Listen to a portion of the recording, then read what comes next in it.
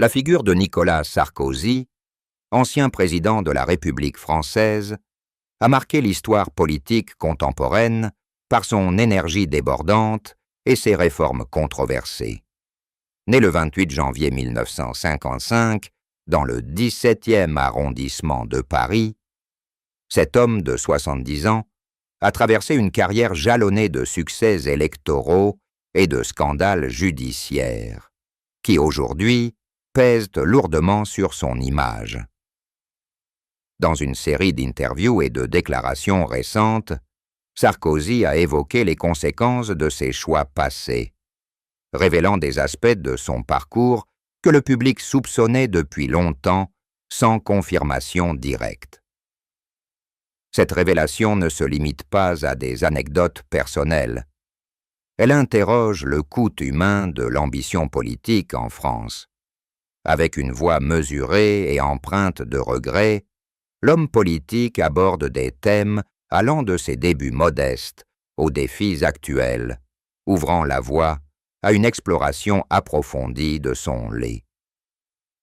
Nicolas Sarkozy a entamé son parcours dans un milieu familial marqué par l'immigration et la résilience, typique de la France d'après-guerre. Issu d'un père hongrois exilé et d'une mère d'origine grecque séfarade, le jeune Nicolas grandit dans un appartement modeste du 17e arrondissement, influencé par les récits familiaux de déracinement et d'ascension sociale. Dès l'adolescence, son intérêt pour la politique émerge, nourri par les débats télévisés et les mouvements étudiants des années 1970.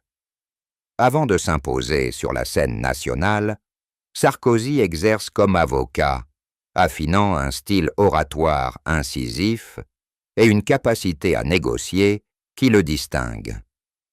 En 1974, il rejoint l'UD puis le ERPA, gravissant les échelons locaux à Neuilly-sur-Seine, où il devient maire à seulement 28 ans.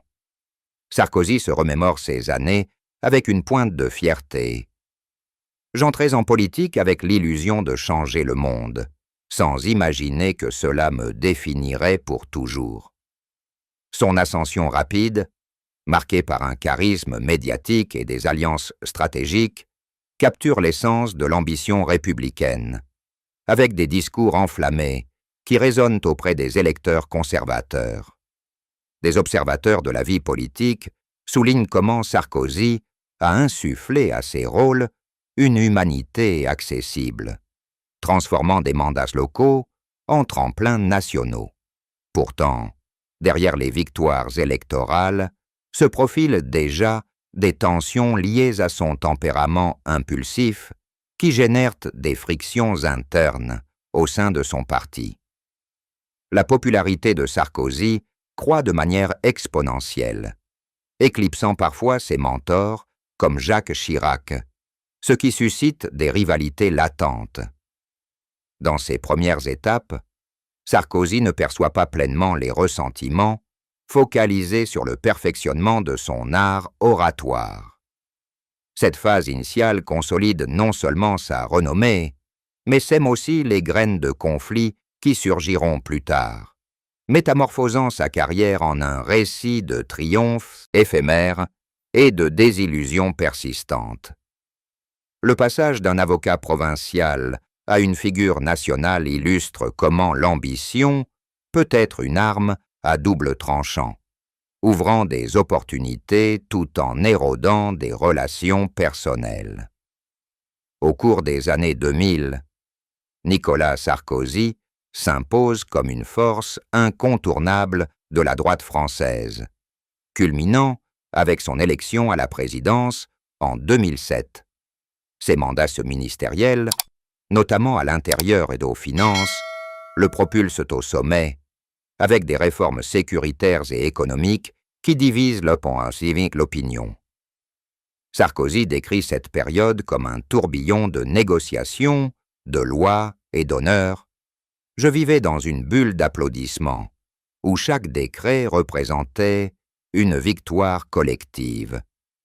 Néanmoins, l'examen de sa trajectoire révèle que cette ère est aussi entaché d'inégalités dans la répartition des bénéfices politiques.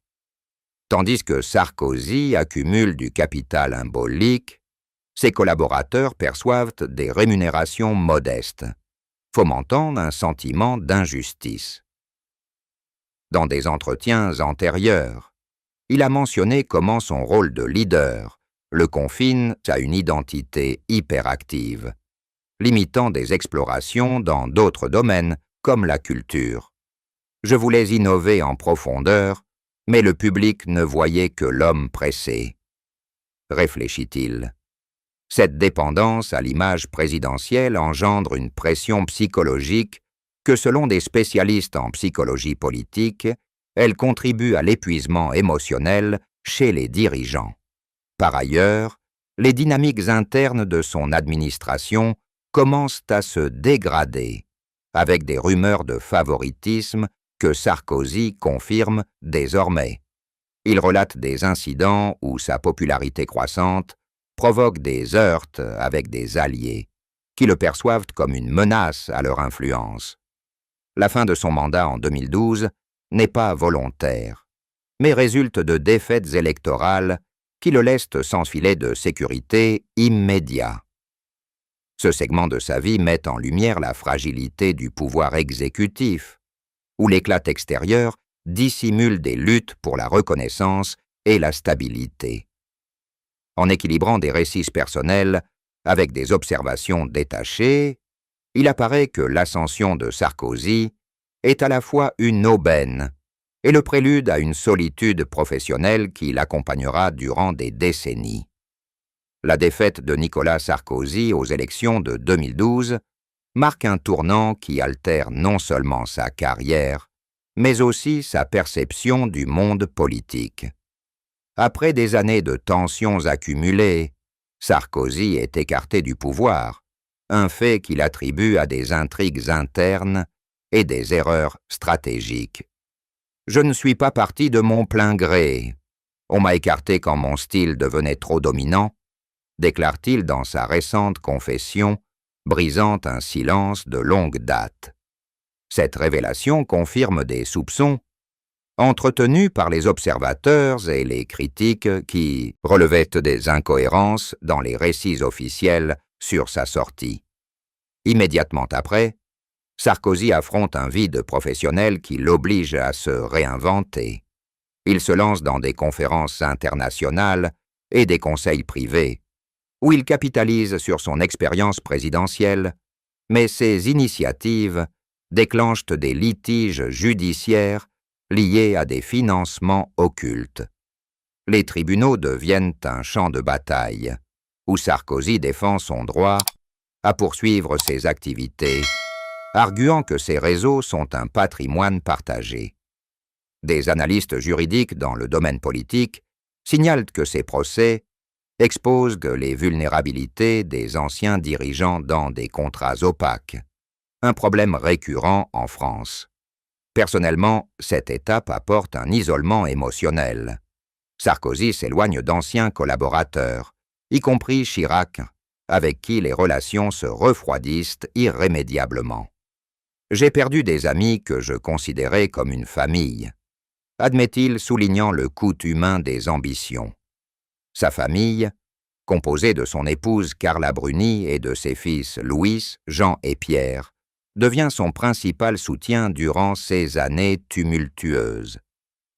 Cependant, la pression financière le conduit à des engagements épuisants, de l'Europe aux États-Unis, où il revit ses discours pour un public nostalgique. Cette dépendance à un passé glorieux génère une tristesse profonde.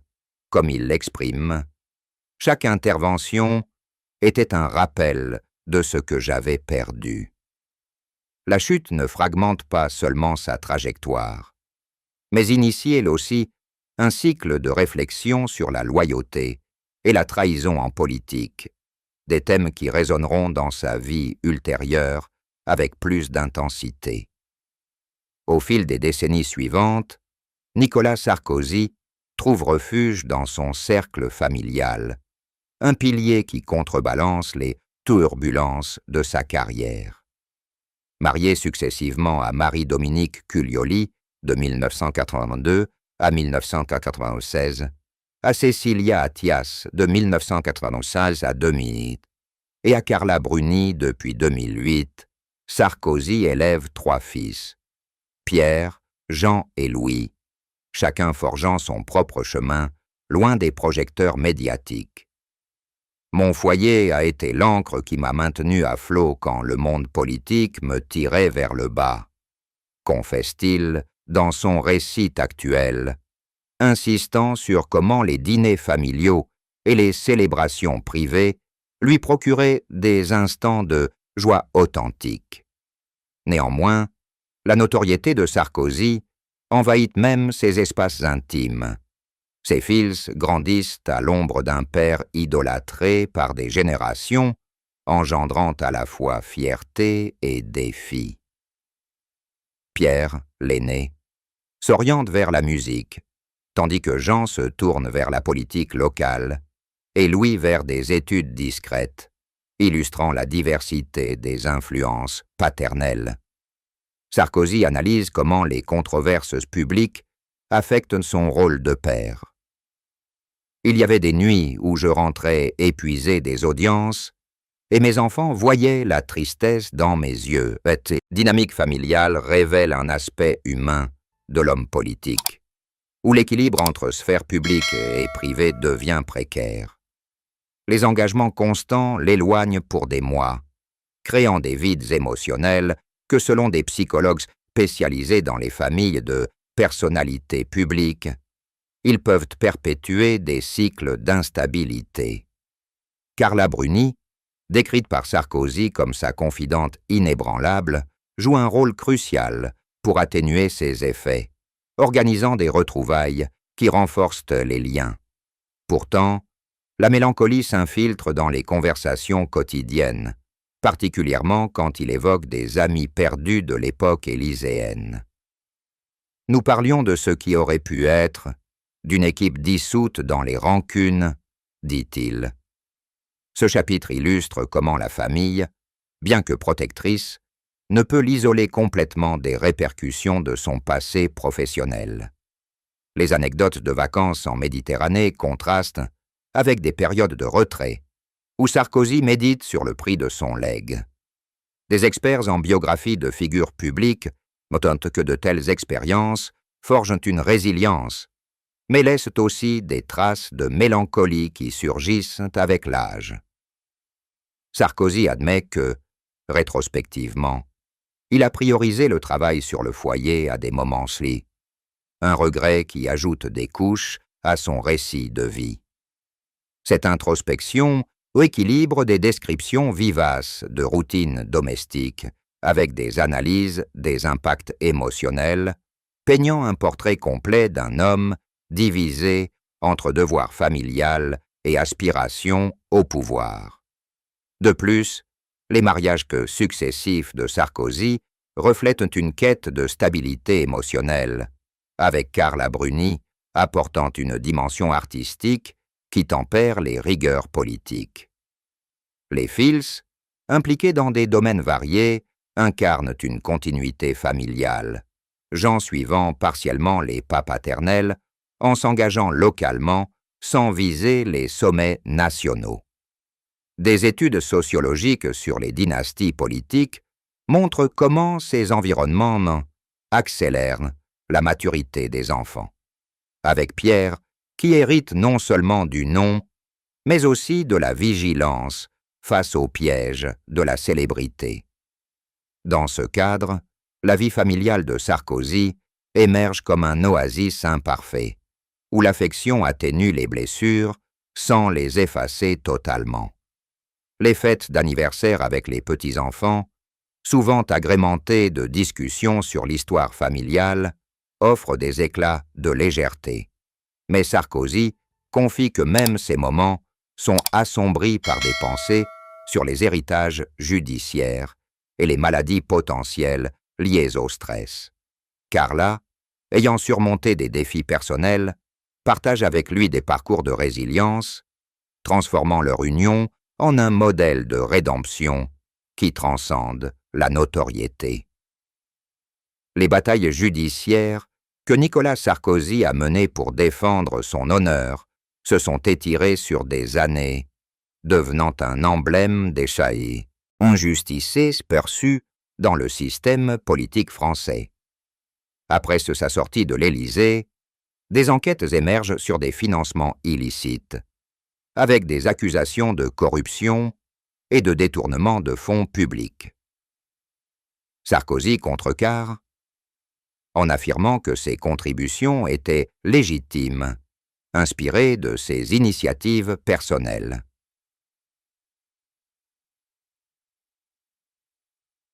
J'ai donné vie à ces réformes avec mon énergie et ma vision. Ce n'était pas seulement un budget. Les tribunaux français et internationaux rendent des verdicts variés, le contraignant à ajuster ses activités et à verser des amendes qui érodent sa sécurité économique. Ce contentieux prolongé non seulement épuise des ressources financières, mais ronge aussi sa santé mentale. Comme il le révèle, chaque audience était un coup au cœur, me rappelant que l'amitié s'était muée en hostilité. Des analystes légaux en matière de corruption soulignent comment ces affaires exposent l'asymétrie entre leaders et subordonnés, les premiers conservant un contrôle absolu. Sarkozy poursuit des conférences adaptées, respectant des contraintes qui limitent son expression publique. Dans des pays comme les États-Unis et le Brésil, où son charisme présidentiel suscite de l'admiration, ses interventions génèrent des revenus, mais aussi des débats avec des supporters divisés. Certains me voyaient comme un saint traître, d'autres comme une victime, narre-t-il. La condamnation en 2025 pour conspiration liée à des fonds libyens n'achève pas le chapitre. Des appels et des enquêtes connexes prolongent les disputes, bloquant des apparitions communes dans des commémorations. Sarkozy exprime une tristesse profonde pour cette perpétuation. Je voulais me réconcilier lors des audiences, mais les barrières étaient insurmontables. Ce legs conflictuel influence sa vision de la gloire politique, le poussant à questionner la valeur de l'immortalité républicaine. Des réflexions sur les contrats modernes à l'ère numérique contrastent avec son expérience, mettant en évidence des avancées en protection pour les personnalités publiques. Pourtant, le fardeau émotionnel perdure, se manifestant en insomnies et retraites temporaires. Saine. Sarkozy analyse comment ces combats ont façonné son tempérament, cultivant une résilience qu'il partage désormais avec de jeunes leaders. Les descriptions minutieuses de séances judiciaires s'entrelacent avec des citations de ses mémoires, offrant un équilibre qui éclaire les complexités du droit en politique. Cette période, marquée par des défaites et des victoires pyrrhiques, souligne le coût caché de défendre un héritage national. En années récentes, de nouvelles controverses ressurgissent, comme des allégations sur des royalties de conférences non déclarées, où Sarkozy a publiquement exprimé son mécontentement. C'est un honneur d'être écouté encore, mais sans respect des règles, cela devient une exploitation de mon travail de décennies.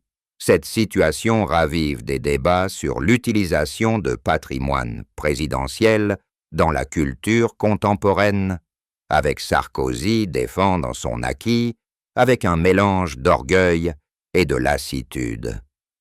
Des analystes de l'industrie politique notent que de tels incidents mettent en lumière la nécessité de licences claires dans les engagements modernes, évitant que des figures comme Sarkozy se sentent spoliées à un âge avancé.